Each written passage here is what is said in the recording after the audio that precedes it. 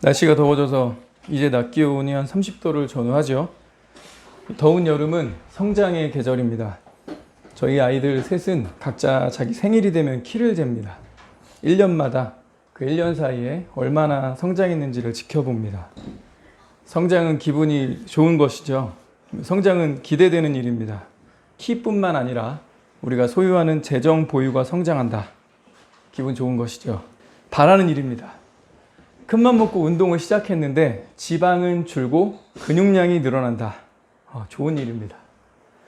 시험을 목표로 다른 것들을 절제하면서 꾸준하게 공부했는데 우리의 지식과 성적이 성장한다. 아주 좋은 것이죠. 우리가 바라는 바입니다. 그런데 20대 전후로 우리는 가시적인 성장에 멈춤을 경험합니다. 키가 안 자라요. 이전에는 사이즈가 작아서 옷을 사고 신발을 큰 치수 구매해야 했다면 이제는 닳지 않는 이상 혹은 그 스타일이 마음에 들지 않고 좀 질리지 않는 이상 새 구매를 할 필요가 없어집니다. 육적, 가시적 성장에 멈춘다는 얘기죠. 성경도 비슷한 얘기를 합니다. 그러므로 우리가 낙심하지 아니하노니 우리의 겉사람은 낡아지나 겉사람은 낡아지나. 개역 한글은 겉사람을 후패한다라고까지 표현을 했습니다. 그런데 거기서 끝났으면 참 소망이 없는데 성경은 바로 뒤에 but 붙이고 그러나 우리의 속사람은 day by day 나날이 날로 새로워지는도다 라고 우리에게 소망을 주었습니다. 중학생, 고등학생 수학을 오랫동안 가르쳐 보니까 학생들이 항상 걸리는 파트 있어요. 만약에 고등학교 1학년 때 저희 때는 공통 수학이라고 했는데 총 40과로 나눠져 있는데 정석을 보면 그렇게 나눠져 있습니다. 근데 이 수학의 정석 40과 중에서 꼭 요 파트가 애들이 항상 틀리고 요 파트 가면 모르겠다 그러고 요 파트 힘들다 그래. 앞에 있는 1, 2, 3, 4단원은 쉽다 그러는데 여기만 가면 항상 걸리는 거 있어. 공부 좀 어지간히 하는 애들은 수학 이렇게 한번 진도 쭉 뺀 다음에 다시 1과부터 안 갑니다. 안 되는 거 그것만 좀 하면 돼요. 그 부분만 문제 비스무리한 거 여러 개 뽑아다가 막 10장, 20장 뽑아가지고 이번 방학 동안에 이것만 한 20장 풀어보자. 문제 한 200개 풀어보면 이 문제 이제 감이 올 거야. 그 부분만 막 잡는 거거든요.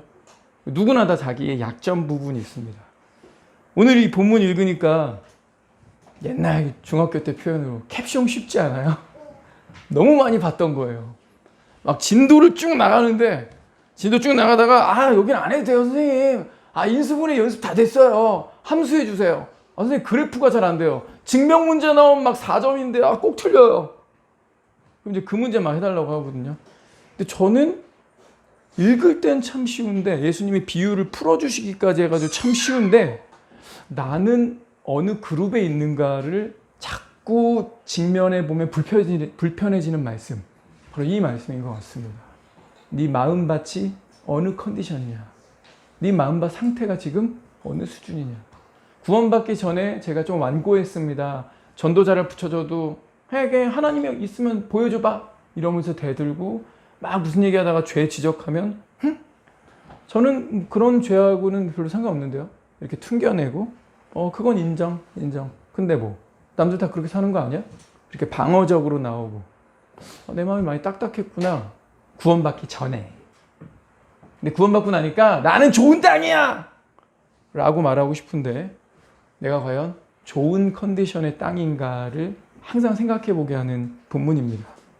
오늘도 이 본문 다시 한번 쭉 보면서요. 내 마음의 컨디션이 최근 혹은 뿌리 깊게 이 본질적으로 가보면 나의 성향과 지금 방향이 혹시 이쪽 방향 아닌가. 네 가지 비유 중에서 어느 컨디션에 내가 있는가를 정직하게 직면하는 시간 되기를 바랍니다. 자, 우리 왼편에 있는 사람 세 부류를 확인해 봅시다. 망하는 사람, 제자리 걸음하는 사람, 열매 없는 사람, 그래서 불안한 사람. 이런 사람은 이쪽에 있습니다. 왼편에 있는데 뿌리는 자는 뭘 뿌리는 거다? 말씀을 뿌리는 거라고 본문에 분명히 말을 했습니다. 말씀이 뿌려졌는데 그 말씀이 뿌려졌을 때 이걸 뺏기든지 이 말씀 붙들고 가다가 어려움을 겪든지 아니면 이 말씀이 막혀 있든지. 길가 상태는 어떤 상태일까요? 이 당시 아스팔트는 없었을 거고 우리 논이나 밭 지나다니다 보면 사람들이 많이 걷는 길은 아주 반질반질하기도 하고 약간 좀 딱딱하게 되어 있죠. 단단해진 길, 딱딱한 마음, 고집스러운 상태입니다. 이 사람에게는 어떻게 이해를 시켜줘도 야, 상식적으로 이렇지 않니? 너도 그랬던 것 같은데? 이런 상황 정도 되면 이 정도는 우리 인지상정 아니야? 라고 얘기해도 근데 뭐 그래서 나 듣기 싫어? 내가 알아서 할 거야. 이런 어떤 완악한 상태, 완고한 상태, 그게 바로 길가 상태입니다. 제3자 얘기일 때는 당연하지! 막 이렇게 나오지만 비스무리한 상황이 자기가 딱 되면 지금 공격하는 거야? 그래서 어쩌라고? 오늘 왜 만나자고 한 거야? 이 얘기하려고 한 거였어? 이렇게 방어적으로 나온다는 거죠. 우리 구원받고 예수 믿고 난 이후에 이런 태도 있습니까? 없습니까? 예. 길가 컨디션이 구원받고 나서도 예수 믿고 나서도 가슴을 치며 눈물 흘리고 회개했다고 한 이후에도 이런 컨디션이 있을 때가 있어요. 어쩌면 자주 올 수도 있습니다. 그런 컨디션을 예수님은 뭐라고 비유하셨냐면 말씀을 들을 때 사과해라, 회개해라, 예배의 자리로 나아가라, 네 문제 잘못된 거 인정해라. 이렇게 말씀을 주실 때, 말씀을 들었을 때 사탄이 와서 그들에게 뿌려진 말씀을 빼앗는다라고 했습니다. 우리는 인격적 존재고 성인이라고 했습니다. 그래서 우리는 바보같이 내 거를 그냥 뺏기지는 않습니다. 그냥 내주지도 않아요. 기브 앤 테이크에 익숙한 우리들 아닙니까? 사탄이 어떻게 뺏어갈까요? 미끼를 던지겠죠. 유혹거리를 던지겠죠. 야, 그거 내려놔. 재미없지? 이거 들어, 이거. 이거 가지고 놀아. 이렇게 한다는 겁니다. 볼거리, 재미를 제공해서 우리의 시간이든 돈이든 마음이든 말씀만 아니면 돼요. 그런 걸 주고 우리에게서 말씀을 빼앗아 갑니다.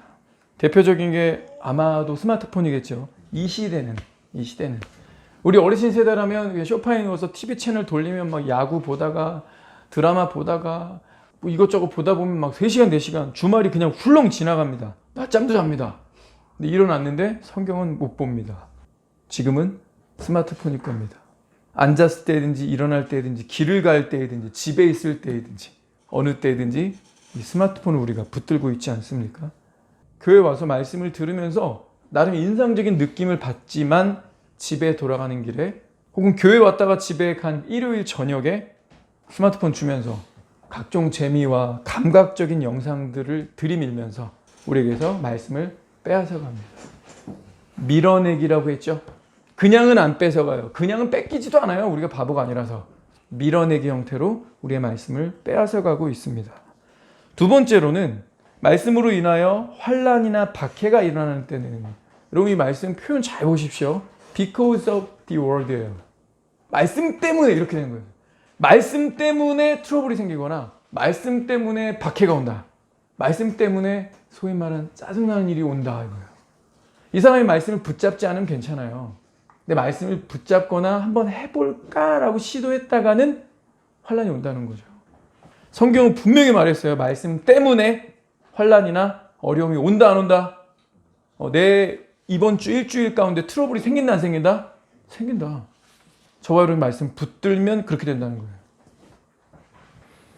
호신술이나 합기도하는 유단자가요. 상대방의 팔 혹은 상대방의 급소를 쳐서 그 상대가 들고 있는 흉기를 떨어뜨리게 만들죠. 마찬가지로요. 사탄이 우리가 이 말씀 붙들고 있지 못하게 하려고 우리의 급소, 우리의 약점 그런 부분들을 쳐서 이 말씀을 떨어뜨리게 합니다. 우린 이거 붙들어야 사는데 사탄이 이거 자체는 죽일 수가 없죠. 이거 성경 화형시키고 성경 없애보려고 얼마나 많은 시도들이 있었습니까? 그런데 성경은 계속해서 번역돼서 지구 끝까지 뻗어나갔습니다. 이건 못 막으니까 어떻게 해요?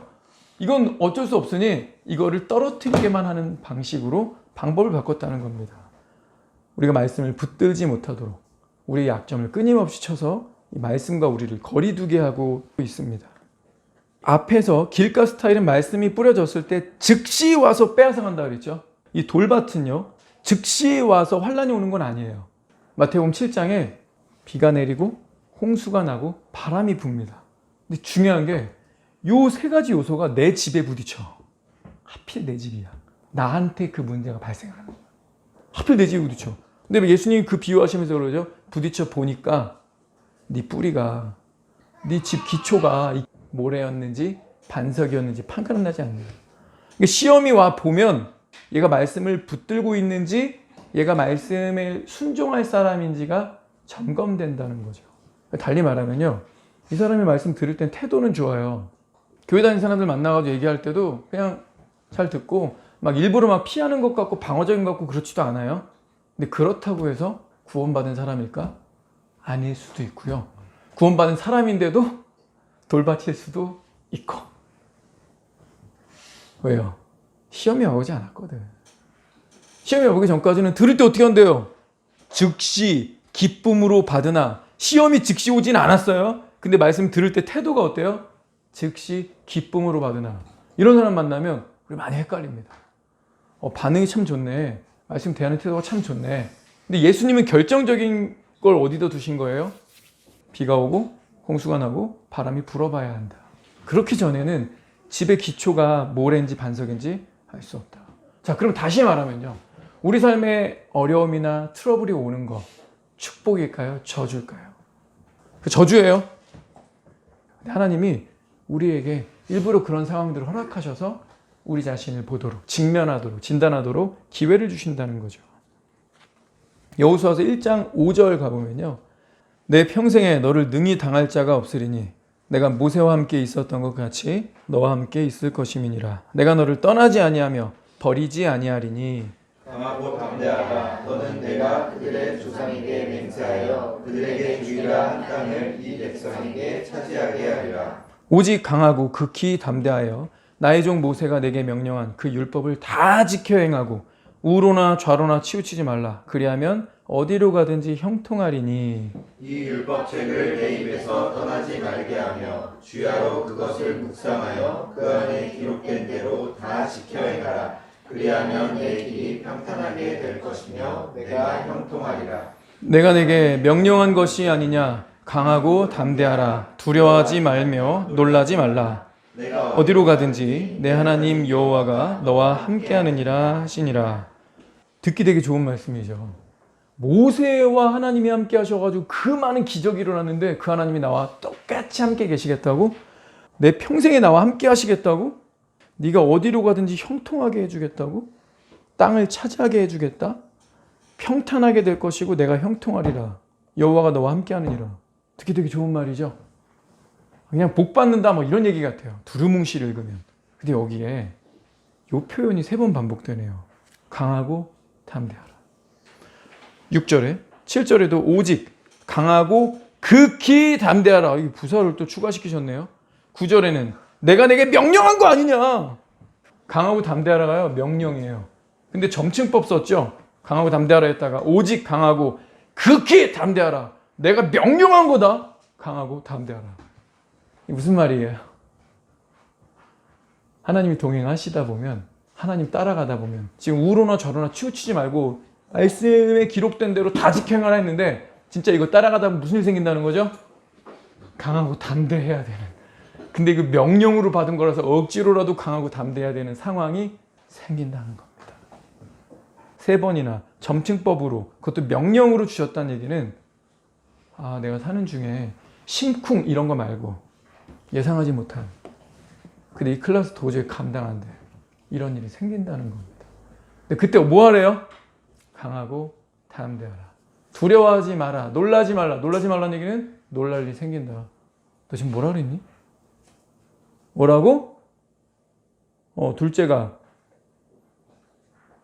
뭔 소리야. 똑바로 얘기해. 울지 말고. 이런 일 생긴다는 거예요. 우리 찰스 스윈들 목사님이 학교에 있었는데, 학교에서 학생들 가르치고 있는데 전화가 왔대요. 둘째가 딸입니다. 근데 둘째 딸이 초등학생이에요. 근데 이제 미국은 치어리더 이런 거 대학 갈 때 되게 중요하죠. 그 굉장히 어드밴티지로 가산점 붙지 않습니까? 초등학생인데 그걸 하고 있었어요. 애들도 몸이 가볍고 되게 날래고 막 점프도 잘하고 막 그러지 않습니까? 둥 하더니 올라가고 둥 하더니 올라가고, 올라가다 보니까 어떤 애가 벌써 한 4층 쌓았죠. 밑에 남자애들이 막 이렇게 받치고 막 올라가잖아요. 그거 하는데 얘가 3층 꼭대기에 있었는데 떨어졌어. 이렇게 목이 꺾였대요. 그러니까 찰스윈드 목사님들이 전화를 받고 병원으로 달려가는데 처음에는 눈물, 이게 납득이 안 되고 이해가 안 되고, 주님 저 지금 신학교에서 가르치고 어필 다쳐도 그렇게 다치죠? 발목이 꺾이거나 팔 부러지는 정도가 아니라 목이 이러면 평생 장애로 살아야 되나? 큰일 났다. 하반신 불 쓰면 초등학생인데 앞날이 아직 창창한데 어떻게 해야 되지? 근데 가는데 처음에 납득 안 되다가 눈물 막 글썽이면서 살려주세요 하다가 마지막 세 번째 이 포인트가 같아요. 이거. 강하고 담대하라. 네가 어디로 가든지 내가 너와 함께 하겠다. 함께 하는데 왜 이런 재수 없는 일이 와? 와요. 이게 그런 말씀이에요. 하나님이 함께 하는데 왜 이렇게 힘들어요? 되는 일이 없어요. 와요. 그래서 강하고 극히 담대하라고 한 거예요. 그러니 온다 안 온다? 온다. 이게 글로 읽을 때나 그러지. 막상 내 딸이 3층 높이에서 떨어져서 목이 꺾이고 그래서 이렇게 병원 들것 싫어가지고 이렇게 가는데 애가 목 이하로 안 움직인다고 얘기를 했대. 또 전화 중에. 이 엄마 어떤 생각이에요? 정신 없겠죠. 아빠 목 이하로 아무것도 안 움직여요. 손가락도 안 움직여요. 그래? 근데 아빠가 통화하면서 괜찮아. 아빠는 여전히 너 사랑해. 하나님 뜻이 있을 거야. 우리 아직 희망을 버리지 말자. 근데 전화를 자기 컴다운 하려고 괜찮아. 아무 일 없을 거야. 하나님이 치료하실 거야. 아빠 기도하면서 갈게. 우리 딸 아빠 기다려. 근데 가는 동안 안정이 될까요? 근데 자기가 가르치는 교수잖아. 신학교 교수잖아. 뭐 해야 되지?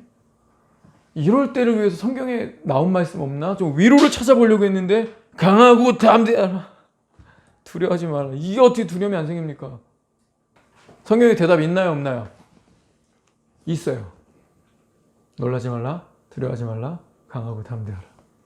그 상황에서 주어진 말씀이 있어요? 없어요? 있습니다. 근데 와닿진 않을 수도 있죠. 근데 다행히 해피로 끝났어요. 치료가 잘 돼서 지금 결혼해서 딸을 낳답니다. 그래서 그때를 돌아보면서 얼마나 내가 정신이 없었나. 근데 하나님이 내가 이 말씀을 내 말씀으로 붙들 수 있는지를 테스트하셨구나. 내가 성경을 가르치는 달라스 신학교의 총장인데 내가 달라스 신학교 수석 졸업해가지고 그 학교에서 나를 총장으로 청빙까지 한 건데 내가 믿음이 진짜 있었나? 여호수아한테 줬던 말씀, 살았고 운동력이 있어 좌우의 날성검과 같이 우리의 마음과 뜻을, 마음의 생각과 뜻을 드러낸다. 맞구나. 예수 따라가다 보면 두려워할 일, 놀랄 일, 예상하지 못한 일, 심장을 철렁하게 하는 일들이 생긴다. 그런데 그때 명심해라. 내가 너와 함께 할 것이다. 내가 이 말씀 붙들고 이 길을 걸어가는 한 나는 약속을 반드시 지킬 것이다. 어쩌면 그 책의 결론이 다른 지금까지 식물인간으로 지내고 있다. 일 수도 있죠. 제럴드 시처 교수님 하나님의 뜻 책 쓰실 때 시작부터 참 가슴이 철렁했죠. 3대를 잃었잖아요. 자신의 장모님, 자신의 아내, 그리고 자신의 막내딸.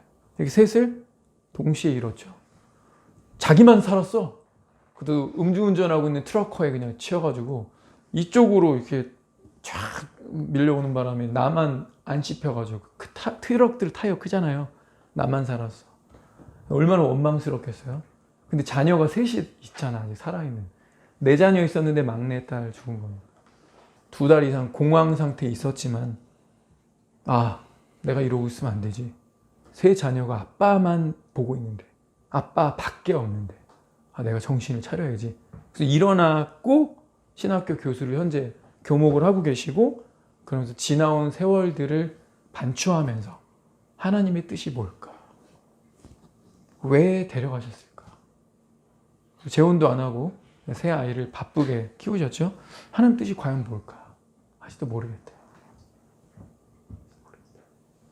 그런데 약속은 분명하다. 이 시기에 하나님이 나와 함께 하시는구나. 하나님이 함께 하신다는 걸 언제 경험할까? 내가 아프고 힘들면 찾는 거죠. 살려달라고. 매일 하나님의 임재를 내가 스스로 찾아가겠죠. 그런 상황과 문제들을 통해서. 세 번째는요. 말씀을 듣기는 하되 세상의 염려와 재물의 유혹과 기타 욕심이 들어와 말씀을 막는다. 자, 막는 자가 있다고 했습니다. 이 세상의 염려, 재물, 쾌락, 욕심 뭐 이렇게 번역이 됐는데 이 재물과 세상 염려는 항상 붙어 있죠. 돈 있으면 가성비 같은 거 고민 안 하는데, 돈 있으면 그냥 저거 사는데, 돈 얼마 있었으면 이것보다 저거 살 수 있었을 텐데, 우리의 일상 경험 아닙니까? 이 재물은 항상 세상 염려랑 붙어갑니다. 내가 지금 이 돈을 킵해놓으면, 내가 이 돈을 조금만 더 벌 수 있는 방식을 택한다면 그게 혹은 거짓이나 정직의 문제에 걸린다 하더라도, 혹은 너무 바빠서 야근이라 예배도 놓친다 하더라도 내가 이 순간 이것만 한다면 돈을 더 벌 수 있는데, 그럼 내 자녀들 유학도 보낼 수 있는데, 아마 여러 염려가 재물과 맞물려 있을 겁니다. 여기 기타 욕심이라고 했고 누가복음은 이걸 향락 혹은 쾌락이라고 번역했는데, 이 단어 자체가 이 순간적인 감각적인 쾌락을 의미하는 단어예요. 딱 요즘 시대죠. 스마트폰이 정말 너무 여러 가지 주제로, 여러 가지 테마로, 정말 끌리는 썸네일로 우리의 감각적인 재미를 만족시키지 않습니까? 이런 것들이 이 세 가지 요소, 세상의 염려, 재물의 유혹, 기타 욕심, 혹은 쾌락 이런 것이 들어와서 말씀을 막아라고 했는데, 이 막아라는 단어가 질식시키는 겁니다. 익사시킨다는 뜻입니다. 여러분, 그럼 말씀을 익사시킬까요? 말씀을 질식시킨다는 얘기예요? 아니죠. 하나님 말씀 죽지 않아요. 누가 질식되는 거죠? 이런 거에 빠진 사람들이 질식되는 거예요. 말씀은 죽지 않습니다. 그 말씀을 받는 그 사람의 마음이 익사되는 거죠. 여러분, 그림을 그려보세요. 일부러 예수님이 이런 표현 쓰신 거예요. 질식된다, 익사된다. 말씀이 들어왔는데 이것만 붙들면 하나님 복 주시고 하나님이 동행하시면서 주님의 길, 좁은 길을 갈 수 있는데, 이거 내려놓고 사탄이 내려놨어 하면서 세상의 재미로 나를 질식시켜요. 물에 빠뜨려서 못 나오게. 너 죽어라. 너 죽어라. 이 재미에서, 이 염려에서, 이 재물에 대한 욕심에서 못 나오게. 너 죽어라. 너 죽어야 된다. 같이 지옥 가자. 얼마나 리얼합니까? 이런 세 가지 부류가 결국 어느 편에 서 있다고요? 왼편에 서 있습니다. 말씀을 듣지만 말씀을 들을 때 말씀을 들은 자이나 결국 뭐 한 거예요? 열매 맺지 못하고 저주받는 왼편에 선 겁니다. 오른편에는 한 부류만 있습니다. 한 부류. 우리 이렇게 써볼까요? 꾸준함이다. 꾸준함. 오른편에 있는 부류는 공통적인 확실한 특성이 있는데 바로 꾸준합니다. 인내하면서 끝까지 꽉 붙들고 걸어가라. 그럴 때 결실할 수 있다. 혹시 우리가 이 말씀 잘 안다고 하는데 우리도 그냥 이 단어에서 딱 걸리는 거 아닙니까? 왜 결실이 안 될까요? 우리가 인내를 안 해서. 가장 중요한 인내가 빠진 게 아닐까요? 이 네 가지 밭 비유의 핵심 포인트, 우리 인내라고 봐도 됩니다. 꾸준함입니다. 기도를 해도 며칠 하다가 그만두고 몇 주나 갑니까? 혹은 반년째 하고 있습니까? 성경에서는 오랜 기도에 대한 모범들을 보여주고 있죠. 안나가 그랬습니다. 시므온도 그랬습니다. 한나도 그랬습니다. 오랫동안 기도했어요. 주님 붙들고 갔던 우리 믿음의 조상 아브라함도 25년 기다려서 아들 받았습니다. 인내죠. 근데 우리는 말씀을 읽어도 한두 주 지나면 금방 말씀을 내려놓고 있지는 않습니까? 운동이랑 똑같아요. 근력은 그냥 생기지 않죠. 노래, 악기 다 똑같습니다. 짧은 기간에 발달하지 않습니다. 하나님 말씀도요. 설렁설렁하고 읽는 것 겨우 하리라 이렇게 되면 읽는 것도 망합니다. 하나님 말씀 5가지 있었죠. 읽기, 듣기, 또 뭐죠? 공부하기, 묵상하기, 마지막이 암기였습니다. 암기.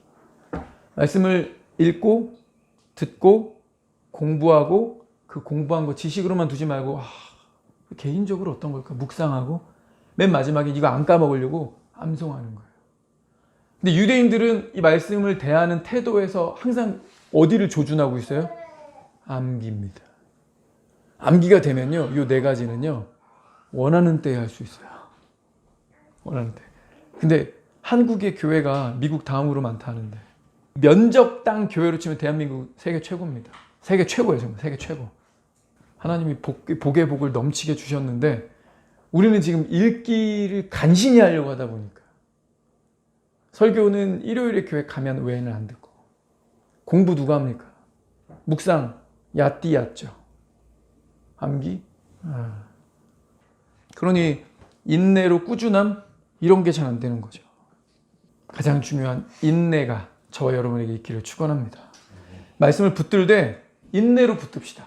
말씀을 붙드는데 꾸준함으로 붙들어서 열매 맺는 우리 하반기가 되기를 축원합니다. 왜 말씀을 읽어야 하는가? 전에 성공하는 이들의 두 가지 공통점 했었죠.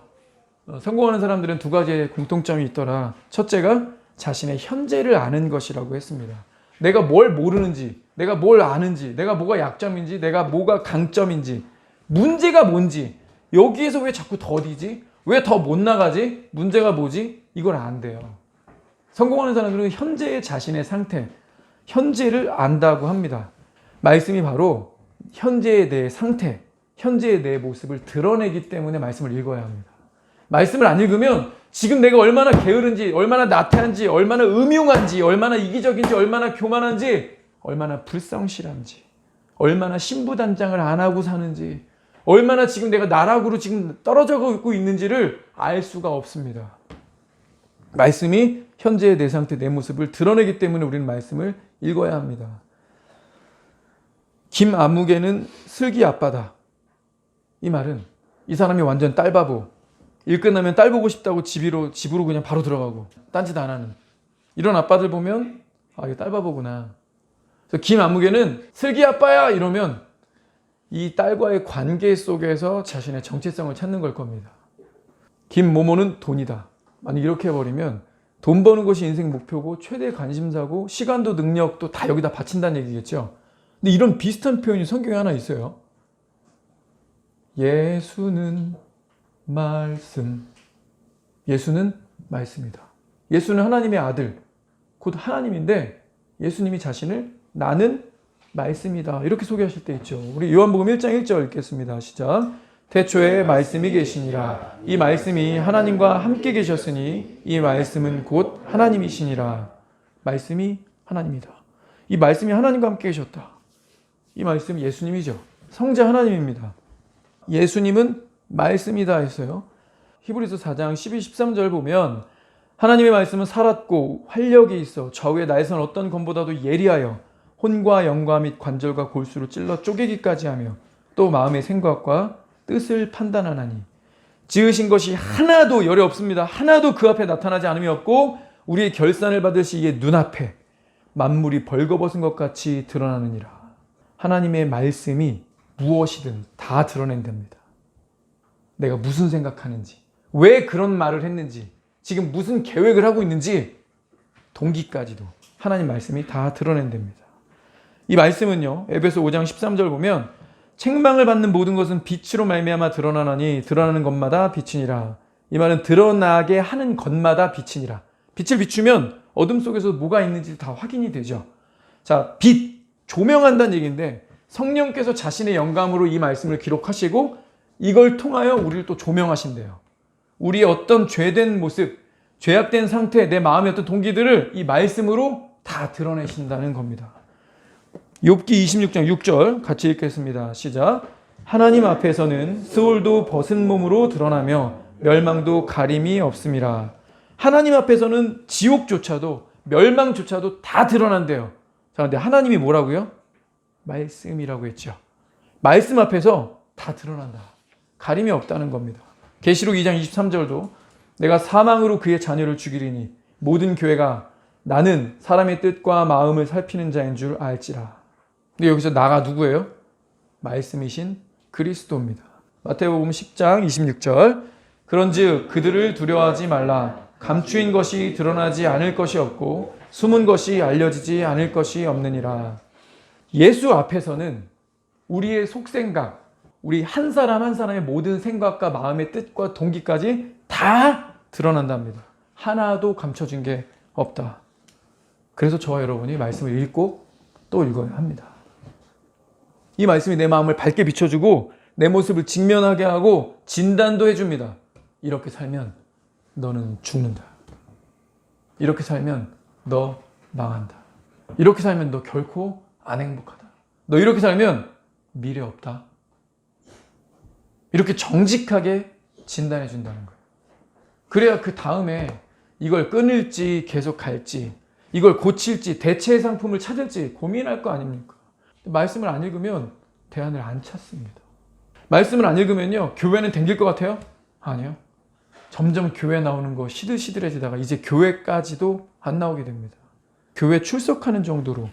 그래서 교회 출석했을 때 설교 한번 들어주는 정도로 안 돼요.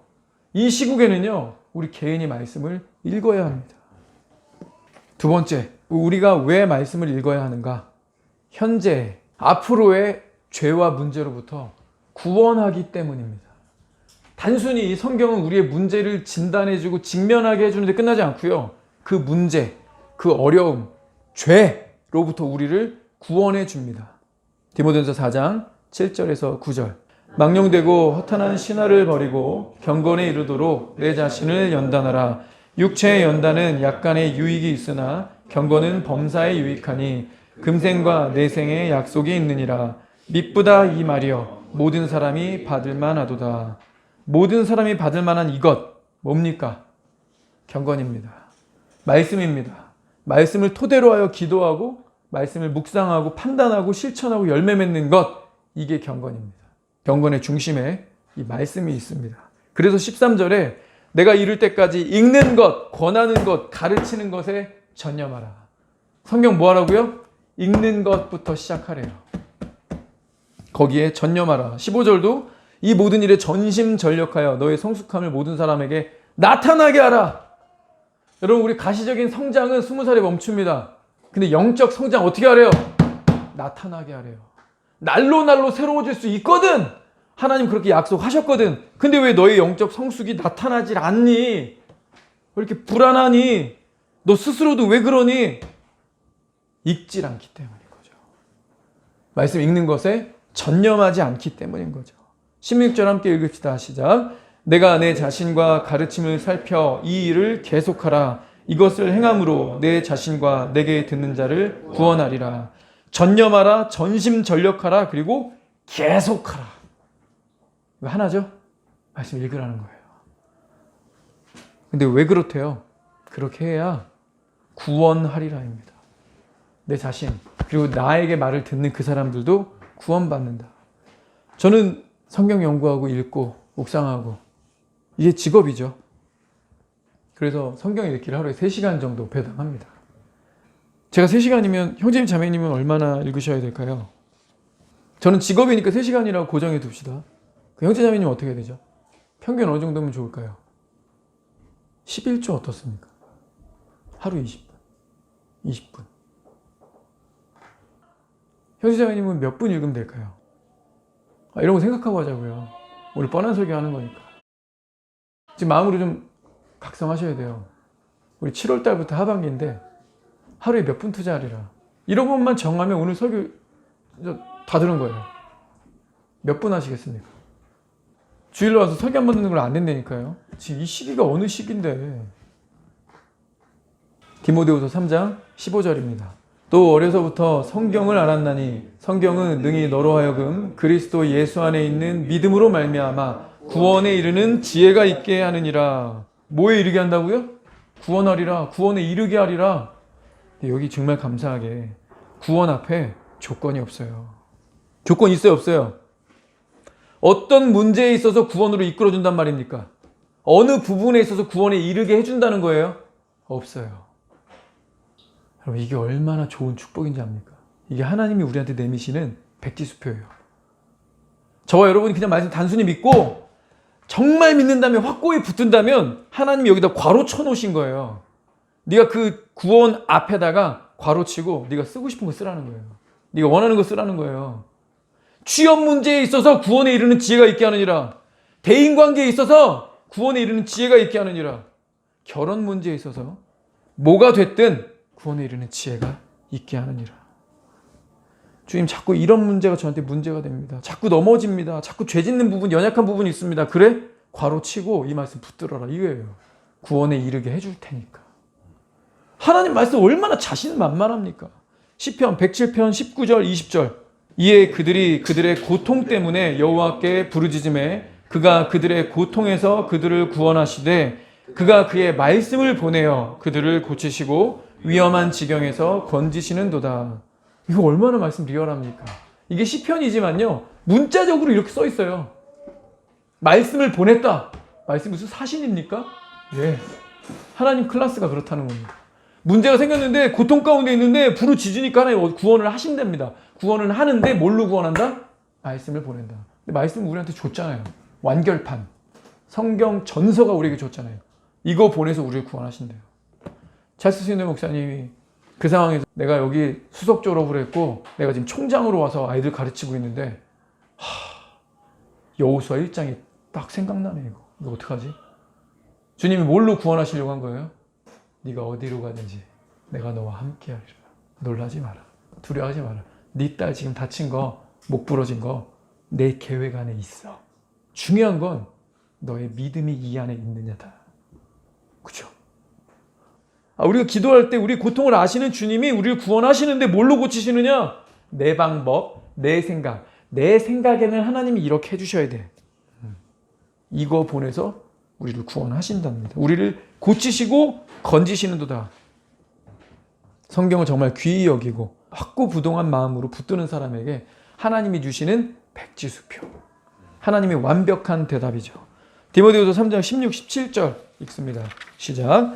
모든 성경은 하나님의 감동으로 된 것으로 교훈과 책망과 바르게함과 의로 교육하기에 유익하니 이는 하나님의 사람으로 온전하게 하며 모든 선한 일을 행할 능력을 갖추게 하려 함이라. 선한 일을, 그것도 모든 선한 일을 행할 능력을 갖추게 한다. 우리 하반기 7월부터 12월까지 절반 남았습니다. 우리 하반기 살아가면서 속는 셈 치고 이거 하나 믿어봅시다. 내가 성경 부지런히 읽어서 성경 열심히 붙들어서 하나님이 정말 나 구원하시는지, 내 문제 해결해 주시는지, 주님이 내 영적으로 너의 성장을 나타나게 하라 하셨는데 내가 정말 성장이 가는지 한번 경험해 봅시다.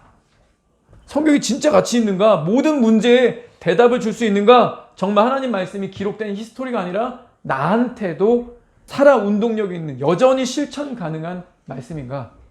현실성이 과연 있을까? Yes. 성경이 그렇대잖아요. 하나님 그렇대잖아요. 하나님 자신 있게 그렇다고 말하니까 우리 한번 좀 믿어봅시다. 믿어봅시다. 아멘이라고 했어요? 속으로라도. 근데 여기에 대한 아멘은 책임이 좀 따르는데 오늘부터 하루에 성경 몇 분 읽으실 거예요? 그걸 정하는 게 중요합니다. 그런 가이드라인 정해도 잘 못 지키는데 안 정하고 두리뭉실하고 오늘 집에 가시면 사탄은 또 스마트폰으로 밀어내게 할 텐데 좀 정합시다. 주님, 목사님은 직업이라서 오전 내내 그냥 성경 읽고 주석도 읽으신답니다. 근데 저는 그 정도는 어차피 직업이 아니니까, 그러나 저도 자유시간은 분명히 있으니까 몇 분 읽으실 거예요? 정말 하나님 말씀이고 약속이 성취되고 모든 문제에 대안이 맞다면서요. 그 마음으로 오늘 시작하는 거니까 20분이 넘어가면 얼마나 또 좋아요. 더 좋은 거지. 모든 문제의 대안이니까. 기도합시다.